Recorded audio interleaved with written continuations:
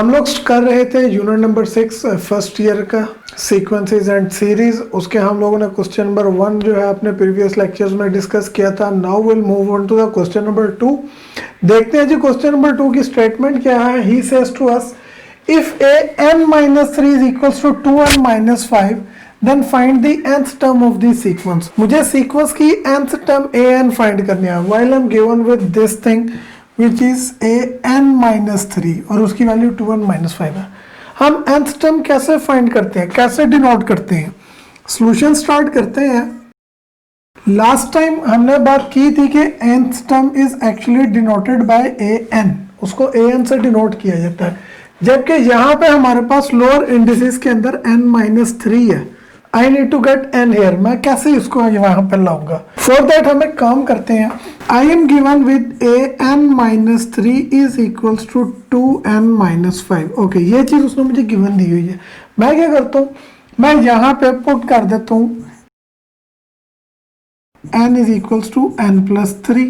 जब मैं इसकी n plus 3 टर्म फाइंड करना चाहूंगा इस गिवन के अकॉर्डिंग, n की जगह पे n plus 3 पुट करूंगा, देन व्हाट विल हैपन? आपके पास क्या हो जाएगा? You will have a n plus 3 आ जाएगा इस n की जगह पे, जबकि ये -3 will remain same equals to 2। जहां जहां n है वहां वहां n plus 3 पुट कर रहे हैं, तो यहाँ पे भी आ जाए n plus 3 and -5 will remain same. अब इसको सिंप्लीफाई कर लें। ये आपके पास -3 + 3 कैंसल आउट हो जाएंगे। आपके पास क्या बच जाएगा जी? an equals to 2n's are 2n plus 2 3's are 6 and -5। Okay, 6 - 5 will result into 1, तो an मेरे पास आ जाएगी जी 2n plus 1, और ये मेरे पास आ गई है जी इसकी nth टर्म जो कि उसने हमसे मांगी हुई थी। क्वेश्चन नंबर 3 की तरफ मूव करते हैं। The statement is given to us a fifth term of AP arithmetic progression. Arithmetic progression का वर्ड है, सो फौरन से आपका माइंड फॉर्मूला पे क्लिक कर देना चाहिए। What was the formula? It was an is equals to a1 plus n minus 1 times d। तो ये हम लोगों ने फॉर्मूला पढ़ा था nth टर्म का फॉर एन अर्थमेटिक प्रोग्रेशन। अब वो कहता है जी if fifth term of AP 16, मुझे पांचवी टर्म क्या गिवन है जी? 16। मैं इसको साथ साथ लिखता भी जाता हूँ अपने सॉल्यूशन में। आई am given the fifth term is 16, so a5 जो फ्रॉम दैट फॉर्मूला हमने कहा था क्या बनेगी? a1 plus 4d।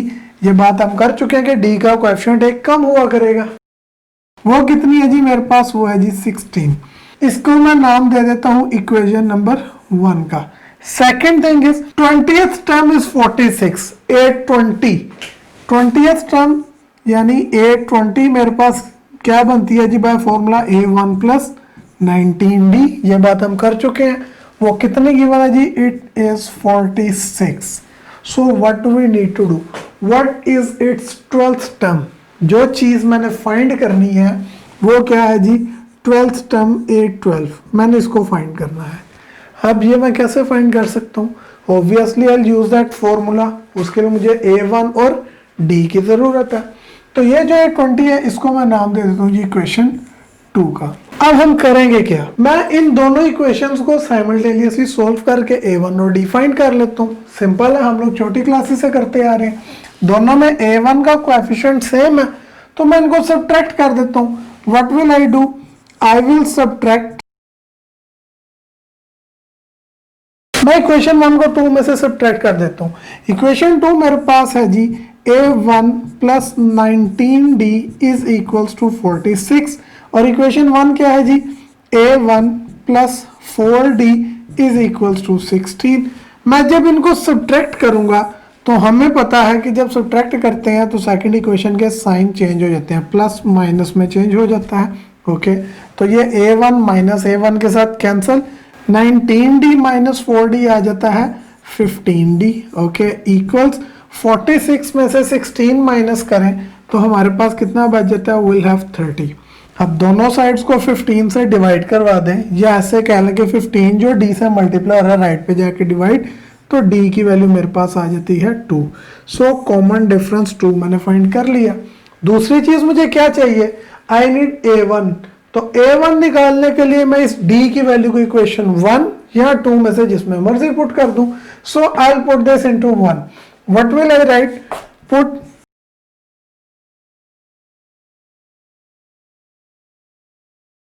D की वैल्यू इक्वेशन 1 में पुट करते हैं. इक्वेशन 1 क्या थी जी आपके पास? A1 प्लस 4, D की वैल्यू हम लोगों ने क्या फाइंड किया जी? 2. तो 4 टाइम्स 2 इक्वल किसके आ जाएगा जी? 16 के. ओके, सो ये हो जाएगा A1 plus 4 2s are 8 equals to 16. अब ये जो 8 A1 में ऐड हो रहा है इक्वल की राइट साइड पे जाके सब्ट्रैक्ट हो जाएगा, तो A1 इक्वल आ जाएगा 16 minus 8 and the value for A1 would be 8. तो मैंने A1 भी फाइंड कर लिया, D भी फाइंड कर लिया. अब मैं अपने रिक्वायर्ड टर्म की तरफ चलता हूँ. मेरे रिक्वायर्ड टर्म क्या थी जी? It was 12. रिक्वायर्ड टर्म मेरी क्या थी? 12. तो मैं उसको फाइंड कर लेता हूँ by using the formula of AN. A12 equal हो जाएगी A1 प्लस 11D के. ये बात हम लोगों ने पढ़ी हुई है कि every time the coefficient of D will be 1 less than from this value. तो वैल्यूज पुट करें. A1 की वैल्यू निकाली है 8 प्लस 11 वैसे ही, और D की वैल्यू हमने कितनी फाइंड की थी जी? 2. तो इसकी जगह पर आ जाएगा 2. अब 11 2s आर 22, 22 प्लस 8 मेक्स 30. तो 8 12 मेरे पास आ जाता है जी 30, जो मेरी के रिक्वायर्ड टर्म है इस क्वेश्चन के लिए. इसके बाद एक्सरसाइज का जो क्वेश्चन नंबर 5 है that is also same as of 3. तो वो आप लोग खुद ट्राई करिए. नेक्स्ट हमारे पास आ जाता है जी question number 4. The statement is find the 13th term of the sequence. हमें सीक्वेंस गिवन है which is x1 2 minus x 3 minus 2x, और इस सीक्वेंस की मुझे 13th टर्म फाइंड करनी है. अब आप लोगों ने गलती नहीं करनी कि चूंकि हम 6.2 कर रहे हैं, अर्थमेटिक प्रोग्रेशन के क्वेश्चन है, आप फौरन से फॉर्मूला लिख के स्टार्ट कर दें. क्वेश्चन में कहीं पर भी मेंशन नहीं है कि इट इज एन एपी. ये अर्थमेटिक प्रोग्रेशन है या नहीं है, वी डोंट नो. हमें चेक करना पड़ेगा कि ये अर्थमेटिक सीक्वेंस है या नहीं है, और अगर ये अर्थमेटिक सीक्वेंस नहीं है तो कौन सी सीक्वेंस, और then how will we solve it. तो देखते हैं जिसको चेक करते हैं. अर्थमेटिक सीक्वेंस हम कैसे चेक करते थे? उसके लिए हम लोगों ने कहा था कि हर दो कंसेक्टिव टर्म्स का जो डिफरेंस है वो through out the sequence common जाता है. तो इसमें भी हम लोग यही चीज चेक कर लेते हैं. चलते हैं सॉल्यूशन की तरफ. आपके पास कॉमन डिफरेंस फाइंड करना है, तो वो हम लोग कैसे फाइंड करते थे जी? A2 minus A1, second term में से फर्स्ट टर्म. तो सेकेंड टर्म इस सीक्वेंस की 1 है माइनस फर्स्ट टर्म आपके पास x है. तो पहली दो टर्म्स का डिफरेंस ये है. उसके बाद हम चेक करते हैं थर्ड टर्म का सेकेंड टर्म से डिफरेंस. थर्ड टर्म आपके पास क्या थी? वो है जी 2 minus x minus second term आपके पास है जी 1. तो 2 माइनस एक्स माइनस 1, 2 में से 1 माइनस करेंगे you will get 1 and minus x will come as it is. तो आपके पास डिफरेंस सेम जा रहा है टर्म्स के अंदर. इसी तरह आप फोर्थ से थर्ड टर्म का भी चेक कर लें, you will again get the same difference. तो चूंकि डिफरेंस हर दो कंसेक्टिव टर्म्स का कॉमन जा रहा है, that means it is an arithmetic progression. तो हम यहाँ पर लिख लेते हैं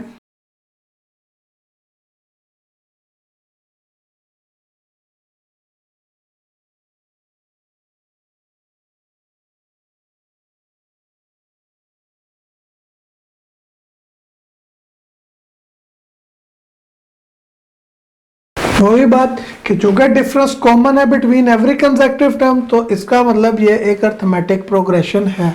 अगर ये अर्थमेटिक प्रोग्रेशन है तो आपका माइंड फौरन से क्लिक कर देना चाहिए फॉर्मूला पे. The formula was A equals A1 plus n minus 1 times D.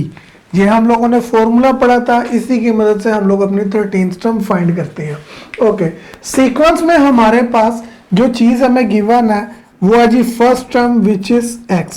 Common difference हम लोग ऑलरेडी फाइंड कर चुके हैं, कितना है जी 1 माइनस एक्स. अब हमने फाइंड क्या करना है? 13th term. So by the formula A13 means A1 plus 12D. Okay, अब इसके अंदर वैल्यूज पुट करते हैं. A1 हमारे पास क्या है जी? वो है x प्लस 12. D की वैल्यू आपने क्या फाइंड की थी? That was 1 minus x. अब इसको सिंप्लीफाई कर लें. You will have x plus 12 1s are 12 minus 12x are 12x। Okay, अब सिमिलर टर्म्स आपस में सिंप्लीफाई होती हैं, सेम टर्म सिंप्लीफाई होती हैं। सो A13 की वैल्यू मेरे पास आ जाएगी जी 12 आपके पास ऐसे ही, x माइनस 12x आपके पास रिजल्ट करेगा माइनस का 11x, और ये हमारे पास आ जाती है the 13th term of the sequence which was required in the question। Question number 6 की तरफ मूव करते हैं। The statement is which term of AP, हमें अर्थमेटिक प्रोग्रेशन गिवन है 5 2 -1 एंड सो ऑन। इसमें which term is -85, यानी -85 इस progression में कितने नंबर पर जाके आती है। We have to find its position, that number at which it will appear in the sequence। तो चलते हैं इसके सॉल्यूशन की तरफ। अब हमें जो क्वेश्चन की स्टेटमेंट गिवन है उससे क्या डाटा मिलता है, इस प्रोग्रेशन की फर्स्ट टर्म हमें पता चलती है जो कि कितनी है जी 5 है। दूसरी चीज, मुझे ये टर्म पता है -85, I know this an which is -85, जिसके लिए मैंने n फाइंड करना है कि ये कितने नंबर पर ये टर्म अपीयर हो रही है सीक्वेंस में। उसके बाद हमें अर्थमेटिक प्रोग्रेशन में किस चीज की जरूरत होती है, we need the common difference. अब कॉमन डिफरेंस आप कैसे फाइंड कर सकते हैं, it is the difference of every two consecutive terms of the sequence. तो आप फाइंड कर लें, आप 2 में से 5 माइनस करें या -1 में से 2, you will get the same answer. तो second term minus first term, that will give us the common difference equals to -3।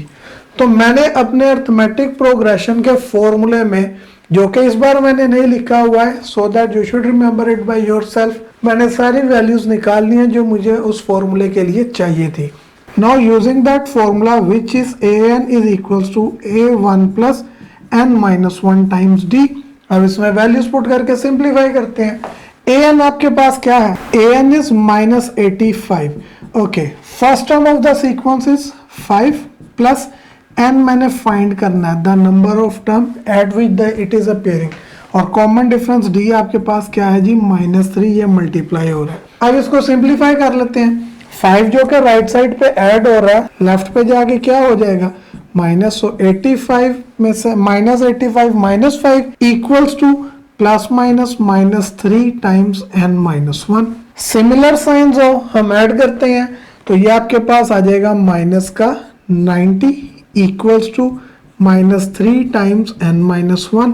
अब आपके पास ये माइनस माइनस से दोनों साइडों पे कैंसिल, जो 3n-1 से मल्टीप्लाई हो रहा था इक्वल की लेफ्ट पे आके 90 के नीचे हो जाएगा divide, equals to n-1 will remain same. अब 90 को 3 पे डिवाइड करवाएं तो हमारे पास इसका आंसर क्या आ जाता है जी, आप लोग सही सोच रहे हैं, you will get an answer 30 equals to n-1। अब 1 जो n में से सब्ट्रैक्ट हो रहा है इक्वल की लेफ्ट पे आके ऐड हो जाएगा, so 30 + 1 equals to n। So n हमारे पास आ जाता है जी 31, यानी कि जो -85 है जिसकी हमें पोजीशन नहीं थी पता, जहाँ जिस नंबर पे इसने आना था वो एक्चुअली 31st पोजीशन पे जाके आएगा इस सीक्वेंस में। सो